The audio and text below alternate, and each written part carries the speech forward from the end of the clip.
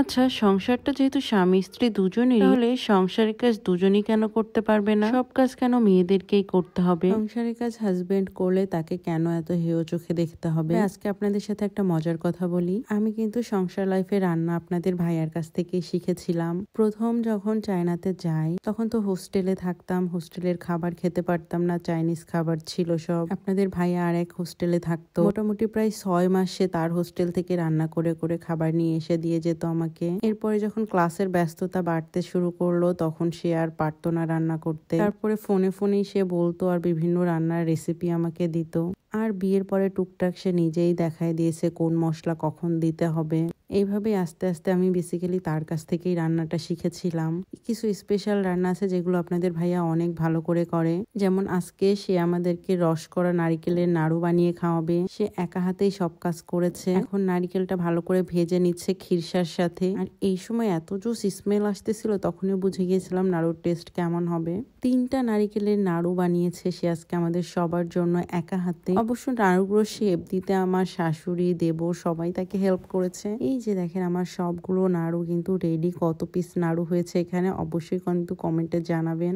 আর এইদিকে আমিও কোনো একটা ডেজার্ট আইটেম বানানোর জন্য 6টা ডিম নিয়ে নিয়েছি, দেশি মুরগি। দেশি মুরগির ডিম কার কার পছন্দ বলেন তো। আর এখানে একটা টিফিন বক্সের মধ্যে ক্যারামেল সেট করে নিয়েছি। এখন নিশ্চয়ই বুঝতে পারছেন যে আমি কি বানাতে যাচ্ছি। ইয়েস গাইস, আমি আজকে খুব শর্টকাট ওয়েতে খড়ির চুলাতে পুডিং বানাবো।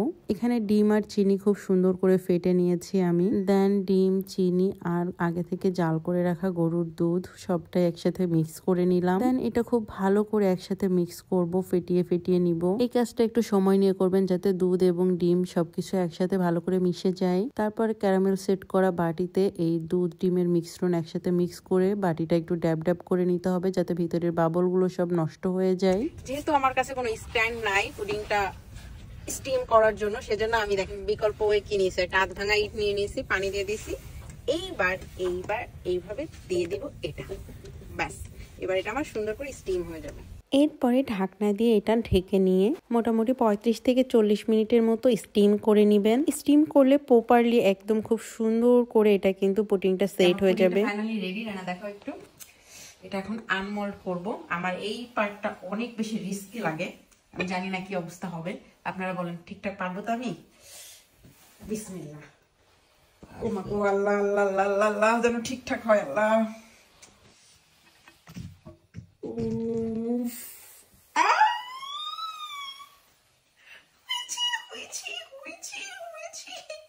পেরেছি আমি, পারফেক্ট। জীবনে মরণে প্রথমবারের মতো মনে হচ্ছে যে একদম টোটালি পারফেক্টলি পুডিংটা আমি বানাতে পারলাম।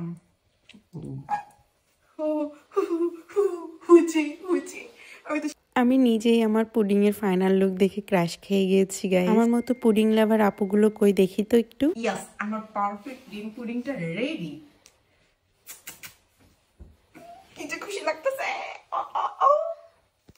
Happy birthday to me, happy birthday to me.